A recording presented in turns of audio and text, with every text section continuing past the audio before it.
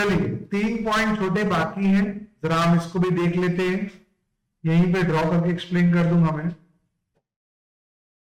C rules relating to acceptance of delivery of goods. Acceptance is deemed to be take place when buyer intimate the seller that he has accepted the goods, does any act which is consistent with ownership of the seller, and retain the goods after the lapse of reasonable time without intimating the seller that he has rejected the goods. मतलब अब ये goods sale पर approval वाला point बन गया। देखो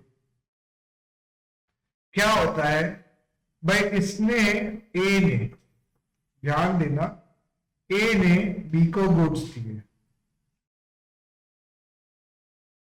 बराबर, goods को गुड्स दे दिए और बोला अगर अच्छा ना लगे तो 15 दिन में लौटा दे। Got it? अब ये मान लो पहली अप्रैल को गुड्स दिए गए थे, इसने 10 अप्रैल को बोल दिया कि मुझे पसंद है, so it is considered sale. Okay. दूसरा, इसने इस गुड्स को गिफ्ट कर दिया, बेच दिया, जला दिया, प्लेज कर दिया, मतलब इसकी हरकतें ऐसी हैं कि अभी गुड्स को लौटा नहीं सकता, तो इट इज कंसिडर्ड सेल। अच्छा, 15 तारीख गुजर गई, आज 20 तारीख है, इसने कोई जवाब नहीं दिया, टाइम एक्सपायर हो गया, so it is considered sales. तो 3 तरीके से सेल्स माना जाएगा। पहला, ये 15 दिन के अंदर ही, 10 दिन के अंदर ही बोल देगा कि भाई मुझे ये पसंद है। दूसरा, ऐसा कुछ कर लेगा जिससे वो लौटा नहीं पाएगा। और तीसरा, टाइम एक्सपायर हो गया, इसने जवाब दिया। Any doubts? It is considered sales. तो ये एक्सेप्टेंस हो जाएगा। चलो, buyer not bound to return the rejected goods unless otherwise agreed, where goods are delivered to the buyer and he refused to accept them, having a right to do so, he is not bound to return them to seller, but it is sufficient to intimate the seller that he refused to accept them. मतलब क्या होता है, simple सा point है। मान लीजिए एक company ने या एक बंदे ने दूसरे बंदे को ऑर्डर किया कि मुझे 1000 पंखे चाहिए। कितने? 1000 केतान पेन चाहिए। 1000 कितने चाहिए? केतान पेन चाहिए, बराबर। इसने क्या कर दिया? 1000 ओरिएंट पेन भेज दिए। कौन से? ओरिएंट के पेन भेज दिए। अब वहां तक पहुंच तो गए, इसने बोला मुझे डिलीवरी नहीं चाहिए, पर ये बात उसने इसको बोली नहीं, तो गलती बायर की हुई ना। पर मान लो इसने डिलीवरी नहीं चाहिए और ये बात इसने इसको बता दी, मतलब इसने बता दी। अब कहीं इसकी जवाबदारी के माल वापस इसको यह पहुंचाए, ये बायर की रिस्पॉन्सिबिलिटी नहीं है कि सेलर को माल पहुंचाए, ये सेलर की रिस्पॉन्सिबिलिटी के वापस माल लेके जाए। Got it?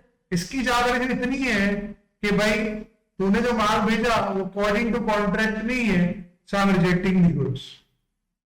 उसको सिर्फ रिजेक्शन के बारे में बताना हो। अगर उसके पास ये राइट है तो हाँ, उसके पास ये राइट है। फालतू नहीं, आपने केतान मांगा, उसने केतान भेजा, फिर भी है रिजेक्टेड गुड्स, तो वो नहीं चले। पॉइंट ये कि आपके पास ये अधिकार होने चाहिए और आपने उन अधिकारों का उपयोग करते हुए रिजेक्ट किया होना चाहिए, और रिजेक्शन आपने इसको इंटीमेट किया होना चाहिए। इतना काफी, आपको माल पहुंचाने की जरूरत, वही चीज यहां बोली। अनलेस अदरवाइज अग्रीड, पहले से कोई बातचीत ना हुई हो तो, where goods are delivered to buyer, और बायर को डिलीवर हुए हैं और उसने वो डिलीवरी एक्सेप्ट नहीं की, हालांकि उसके पास वो अधिकार थे तो रिजेक्ट कर सकता, बिकॉज माल अलग आया था। He is not bound to return to seller, उसको माल सेलर तक पहुंचाने की जरूरत नहीं है। इतना ही सफिशिएंट है कि उसे इंटीमेट करना होगा सेलर को कि भाई मैं तो माल एक्सेप्ट नहीं कर। Got it?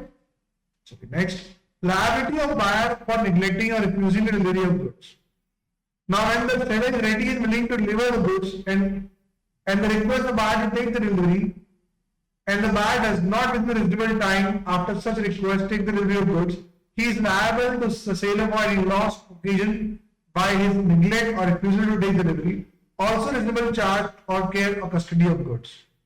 So provided further that nothing in this section shall affect the rights of seller, where the neglect or refusal of buyer take delivery amount to liquidate the contract. See, मैं बात समझा, मतलब मैं 6 रुपए का लाभ ले लूं, ठीक है, निचाए भी एक शॉट, चलिए ध्यान दीजिए। मान लीजिए कि इसने ए ने बी को ऑर्डर किया, बराबर 1000 फैंस का, कितना 1000 फैंस का ऑर्डर, बराबर है 1000 मान लीजिए फैंस हुई ओरिएंट के, इसने ओरिएंट के 1000 फैन जैसे बोले वैसे ही इसने भिजवा दिए बाय रेलवे, ठीक है। अब यहां पे वेयरहाउस वाले वहां तक माल पहुंच गया, डन। अब माल लेने आना था इसको, ये माल लेने नहीं आया, 4 महीने गुजर गए, जंग लग गया पंखों पे, डन। प्लस वेयरहाउस का चार्ज अलग से 5000 रुपए, किसको, सेलर। इसने बार बार बायर को रिक्वेस्ट की कि भैया आप गुड्स लेके जाओ, भैया आप गुड्स लेके जाओ, भैया आप गुड्स लेके जाओ, भैया सुनेंगे, हाँ लेके जाता हूँ, हाँ लेके जाता हूँ, हाँ कर रहा था, गुड्स नहीं लेके जा, करेक्ट। अब ऐसे केस में ही रॉन्गफुली डिले किया है। अब ऐसे केस में सेलर के पास क्या अधिकार है और बायर की क्या लायबिलिटी है? बायर की पहली लायबिलिटी तो ये है कि इसे गुड्स एक्सेप्ट करना ही पड़ेगा। दूसरा, जो भी डैमेज हुआ है पंखों का वो भर के देना पड़ेगा, प्लस जो वेयरहाउस का एक्स्ट्रा चार्ज लगा है वो भी भर के देना। तो बायर की क्या जवाबदारी होगी? आपको चार्ज ही बेयर करना पड़ेगा, वेयरहाउस का एक्स्ट्रा चार्ज प्लस जो डैमेज हुआ वो भी भर के देना। Got it? Got it? और सेलर के पास क्या अधिकार होंगे? अगर ये 1 महीने तक डिलीवरी देने नहीं आता तो वो कोई नया बायर को ढूंढ के गुड्स को बेच सकता है। Got it? अगर 1 महीने में इसमें डिलीवरी नहीं ली, ये नया बायर ढूंढ के गुड्स को बेच सकता है, ऐसा इसका अधिकार। और इसकी क्या जवाबदारी होगी? अगर कोई नया बायर नहीं मिला तो इसको वेयरहाउस का चार्ज ही बेयर करना पड़ेगा, बराबर। एक्स्ट्रा जो डिले हुआ उसके से डैमेज हुए वो भी भर के देने। Got it? Any doubts? चल,